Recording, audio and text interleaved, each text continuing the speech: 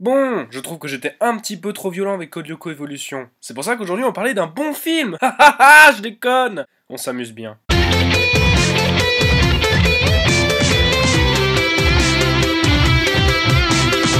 Divergente est un film sorti en 2014, réalisé par Neil Burger, adapté du roman de Veronica Roth,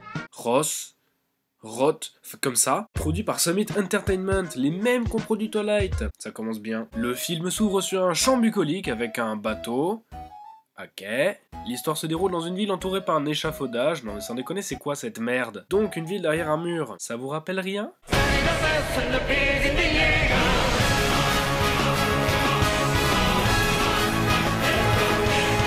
Une ville donc dans un futur lointain.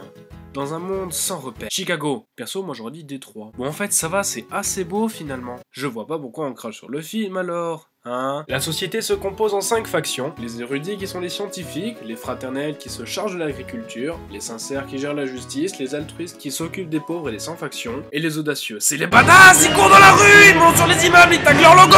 Et accessoirement, ils font la police. Je me demande quelle faction sera au centre de l'histoire. On y découvre Béatrice, une altruiste qui s'apprête à passer le test visant à déterminer quelle faction est faite pour elle. J'ai peur de découvrir que je ne suis pas une altruiste, et que je dois quitter ma famille.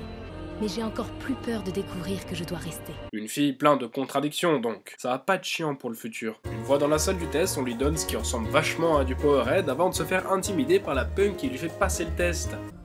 95% tombent sur la faction d'origine. Il suffit de regarder. Après avoir bu cul sec, Béatrice se met à avoir des sacrées hallucinations. Les jeunes, c'est plus ce que c'était. Après cette purge visuelle, Béatrice se réveille et découvre qu'elle est divergente. Oh mon dieu, comme le titre du film! Elle décide donc de rentrer chez elle. Et, de désespoir, elle met fin à ses jours.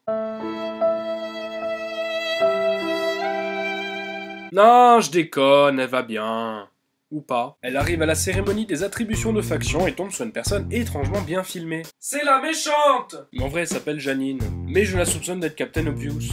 Vous avez tous deux une grande décision à prendre aujourd'hui. J'ai quand même une pensée profonde pour ce mec qui avait pas de place. Pourquoi personne veut de moi? Pendant la cérémonie, le principe est de se trancher une veine pour verser une goutte de sang dans un saladier rempli d'un élément représentatif de la faction afin de faire son choix. Je me demande quelle faction va choisir notre héroïne.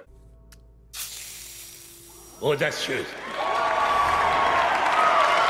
Remarquez le dégoût des parents. Ah oui, juste un truc, cette scène vous rappelle rien? Et oui, ça ressemble grave à la scène du choix-peau dans Harry Potter, tout y est! Le nouveau qui fait son choix en public, le public qui applaudit à chaque attribution, le speaker qui annonce le résultat... C'est quand même fou le hasard! Donc Béatrice rejoint les audacieux qui décident, ça m'étonne même plus, de courir dans la rue avant de prendre le train. Enfin, prendre le train. Bah comme toi, tu prendrais le train. Non, eux ils escaladent les voies et prennent le train au vol, comme ça, normal. C'est normal en Russie. Une fois que tout le monde a bien fraudé le train, on fait la rencontre de Christina qui pose une question très pertinente. Est-ce que c'est moi? Ou est-ce qu'ils essaient de me tuer? Bah pourquoi tu dis ça? C'est pas comme si vous demandez de sauter du train en marche. Ah bah si. Béatrice et Christina sautent du train en marche, ce qui les fait bien marrer. Lol, on a failli mourir, MDR. On est introduit au personnage de Eric, l'un des chefs des audacieux, qui leur demande encore de sauter pour atteindre la base des audacieux. C'est donc après une séquence de base jump sans parachute qu'on rencontre 4, un autre chef des audacieux qui propose à Béatrice de changer de nom. Et c'est pas plus mal parce que Béatrice c'est vachement moche.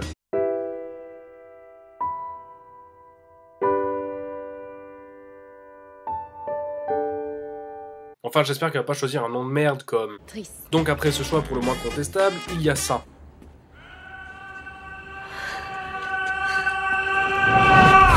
Je laisse ça là, parce que ça me fait beaucoup rire. Ils arrivent donc à la base des audacieux. Un endroit merveilleux qui respire la joie et la bonne humeur. Non, j'ai dit la joie et la bonne humeur. J'ai dit... Non mais puis va te faire foutre. Après une scène dont on se fout complètement, on arrive à la cafétéria la plus moche du monde où notre héroïne est mal à l'aise. Et tu m'étonnes qu'elle soit mal à l'aise vu que ça, c'est censé être un hamburger. À sa place, moi aussi je flipperais. Après une discussion qui transpire l'amitié selon Hollywood, Kat se met subitement à leur mettre des coups de pression. Qu'est-ce qui te fait croire que tu peux me parler? C'était gratuit. Ça doit être parce que t'es tellement affable. Le lendemain, on apprend qu'un concours se résumant à taper sur les autres pour prouver qu'on en a plus que tout le monde visera à faire un classement pour savoir qui aura quel poste au sein de la faction, mais aussi de dégager les plus faibles. Donc entraînement... Mais Eric, il s'emmerde, un peu comme moi. Lui, ce qu'il veut, c'est de la baston. Donc totalement par hasard, il envoie Triss se battre contre une meuf random dont on se bat les couilles.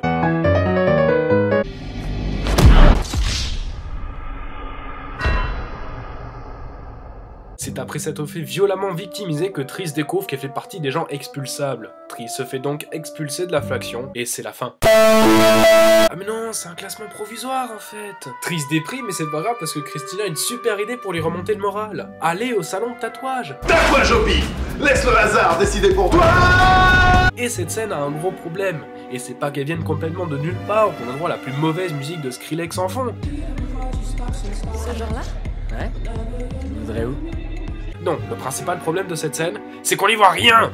Putain, mais allumez la lumière! Et la coïncidence! Triss rencontre la punk qui lui avait fait passer le test et qui est en réalité tatoueuse chez les audacieux et qui est super agréable en plus. Je me demandais si tu pourrais... Je fais tes tatouages, c'est tout. Bon, là vous vous demandez à quoi sert cette scène. Juste rappeler que Triss est bien divergente, comme le titre du film c'est fou, et qu'elle s'est fait tatouer des choucasses. Non, un bigargue. Avant de retourner s'entraîner. C'est tout. Mais 4 qui passait par là se dit « Tiens, j'ai pas assez intimidé de personne aujourd'hui !» Tu es faible, tu n'as pas de muscles. Tu ne gagneras jamais, pas comme ça. Faut te servir de l'ensemble du corps. Sois plus offensive. Ah mais non, elle lui donne des conseils. Ah mais il est gentil en fait. Tiens, j'en connais une qui aurait besoin de conseils. Heureusement que Eric était dans le coin pour l'aider. Allez, on va tous faire un break. Oh, mais il leur donne même une pause. Mais c'est cool ça. On est bien chez les audacieux finalement.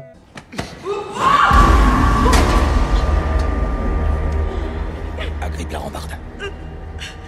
Ou pas. Vegeta, le niveau de violence gratuite, il est à combien là? It's over 9000. Je me disais aussi. Plus tard, on découvre que Janine, la chef des érudits, est en visite chez les audacieux et en profite pour dire qu'elle a vu le résultat du test de Triss. Donc, elle sait que Triss est divergente. Est-ce que je vous ai dit que c'était la méchante? Après ça, Triss fait un combat contre ce type qui s'appelle Peter, mais on s'en tape parce que... Triss se réveille et ses amis formidables en profitent pour lui dire qu'Eric l'a viré de la faction. La meilleure chose à dire quand ton ami sort du coma. Sauf qu'elle décide de pas se laisser faire et de rejoindre les autres, quelle que soit la décision qui a été prise. On peut dire qu'elle a de... l'audace. Au fait, on est là pourquoi? Jeu de guerre. Quoi? Bah tu vois, c'est un petit peu comme Call of Duty, mais en vrai. What the fuck? Et oui, parce que le nouveau plan diabolique d'Eric est d'organiser un grand paintball sans balles de peinture. On dirait un épisode de What the Cut, sérieux. Ah, je savais que c'était une mauvaise idée d'aller pique-niquer sur un terrain de paintball à balles réelles et sans peinture. Fléchette neurologique. Ça simule une vraie blessure par arme à feu pendant quelques minutes. Ça m'étonne même plus de lui en fait. Donc ils font une partie de paintball, ils se tirent dessus et... Quoi? Vous dites qu'il ne se passe rien? Vous dites que ça fait 30 minutes que l'histoire tourne en rond? Vous dites que rien ne fait avancer l'histoire? Mais c'est vrai que depuis le moment où Triss a changé de nom, il se passe que dalle. Rien. Aucun élément perturbateur. On tourne en rond entre les scènes d'entraînement et les scènes d'exposition. Et ça pendant 30 minutes. 30 minutes, c'est long. C'est un quart du film. Faites avancer l'histoire, je m'ennuie. Ah oui, et sinon, c'est l'équipe de Triss qui gagne le match de paintball. Si ça étonne quelqu'un. Oui, donc après ça, on apprend que les classements sont établis et que Triss et tous ses amis restent chez les audacieux. On ne s'y attendait pas. Plus tard, alors qu'ils font ce que j'appellerais des travaux d'intérêt généraux, Triss reçoit des appels de miroir et en fait, c'est sa mère. Elle lui dit que bon, en fait, je sais que t'es divergente, mais fais gaffe parce que les érudits, c'est les méchants, ils tuent les divergents. Et elle se casse. Sa mère, c'est un véritable caméo vivant. Après ça, les audacieux doivent passer des tests visant à savoir de quelle façon ils affrontent leur peur en l'enfilant d'un produit qui leur donne de bonnes grosses alus. Ah, je le savais que les audacieux se dopaient. Sauf que dans ces alus, Triss a beaucoup tendance à se la jouer comme dans Inception. Rien de tout ça n'est vrai. Sauf que jouer à Inception, c'est d'abord un plagiat de Inception, mais c'est aussi un truc de Divergent. Et 4, il le sait, puisqu'il crame Triss direct. Elle se met à stresser de ouf, parce que être divergent, c'est moyen à assumer, et se barre de la base des audacieux pour rejoindre son frère, qui est érudit, c'est-à-dire les mecs qui traquent les divergents. Donc en gros, il y a un mec qui découvre que c'est une divergente, et elle se casse chez les gens qui veulent tuer les divergents. Au bout d'un moment, elle fait exprès. Elle dit à son frère qu'elle veut quitter les audacieux, mais son frère lui dit que c'est pas possible. Mais si, c'est possible avec la carte Kiwi. Et Triss tente de rage quit, mais comme elle a pas assez attiré l'attention sur elle, elle décide de puncher un gars. Janine, la méchante, la voit et l'invite dans son bureau. Elle lui dit que les altruistes sont des gros méchants qui accueillent des divergents et que ce serait bien de leur mettre un bon gros coup de pression. Ah bah je la vois pas du tout le parallèle avec l'Allemagne nazie. Triss, qui visiblement a décidé de sortir son plus mauvais jeu d'actrice, lui répond d'un ton parfaitement convaincant et pas du tout cramé qu'elle est d'accord. Avoue-le Triss, t'as envie de mourir, c'est ça? Elle se fait raccompagner chez les audacieux et waouh, stop! Il fait nuit? Non mais visiblement il faisait jour quand Triss est arrivée chez les érudits et elle y a dû y rester à tout casser une demi-heure. En plus, ne me dites pas que le trajet est si long que ça, toute l'action se passe dans une seule ville. Alors expliquez-moi pourquoi il fait nuit. Elle rentre à la base mais se fait violemment brutaliser par les agresseurs les moins forts du monde puisqu'ils n'arrivent pas à pousser une fille alors qu'ils sont 3. Ah bah bravo, GG. Comme par magie, 4 arrive et défonce tout le monde, même Triss. Non je déconne, mais j'aurais bien aimé. 4 rassure Triss, ce qui me rappelle qu'il n'était pas aussi cool il y a une heure. Qu'est-ce qui te fait croire que tu peux me parler? On apprend plus tard que Hal s'est suicidé en se jetant dans le gouffre de la base. Comment ça, vous savez pas qui est Hal? Et pour fêter sa mort, 4 propose à Triss de repasser un test de la peur ensemble. Ouais, grosse ambiance. Le but de 4 est d'entraîner Triss à réagir au test de la peur comme une audacieuse et non comme une divergente. Mais cette scène, on sent... Bah les couilles, oui, bravo! Et pas tellement, parce qu'on apprend que 4 était un altruiste qui se faisait battre par son père, et en plus il s'appelait Tobias. Il a vraiment une enfance terrible pour s'appeler Tobias. Après ça, on apprend enfin pourquoi 4 s'appelle 4. 4 peurs. Aujourd'hui comme hier. Logique. Et oh, on s'y attendait pas! Ah bah si. Le lendemain, Triss doit passer le test de la peur finale sous le regard de Eric, tu m'avais manqué, et de Janine la nazie. Et vous savez quoi, elle réussit le test. Oui bah me regardez pas comme ça, c'est ma review, je rush si j'ai envie. Après ça, les nouveaux audacieux sont convoqués pour qu'on leur implante ce qu'ils appellent un dispositif de repérage. Un moment idéal pour Rick de faire un retour en force. Ça fait un mal de chien. Maintenant tu es des nôtres. Sauf que le dispositif de repérage est en fait un produit qui sert à rendre soumis tous ceux qui en ont pris, sauf les divergents. Et là je salue Triss qui a parfaitement compris la situation et qui se met à se fondre dans la masse pour pas se faire repérer. Pas comme ce mec. Tout va bien, t'inquiète pas. On apprend que le but était de lever une armée pour buter tous les altruistes chez eux. Oh bah ça ne me fait pas du tout penser à la Shoah, tout ça, dis donc. Dans tout ce merdier, on peut voir 4 libre de ses mouvements. Sauf que 4 a pris du produit, et que seuls les divergents sont insensibles au produit. Vous avez compris? 4 est divergent. Oh my god! Eric, qui décidément aime beaucoup son rôle de connard, décide de jouer à intimider 4. Sauf que ce con de 4 se fait cramer par Eric, qui veut tuer 4. Mais Triss, qui arrive de nulle part, vise Eric, et elle se fait viser par le patron des audacieux. Eric se prend une balle dans la jambe, et 4 et Triss se battent en courant en montrant bien à tout le monde que ce sont des divergents, ce qui ne plaît pas du tout au patron des audacieux qui tire une balle qui érafle Triss. Ils se retrouvent encerclés par des gens qui ont visiblement popé des murs et ils se font capturer. Ah bah GG, hein. Ils sont amenés devant la personne responsable de cette rafle, et vous connaissez cette personne. Son nom est... John C.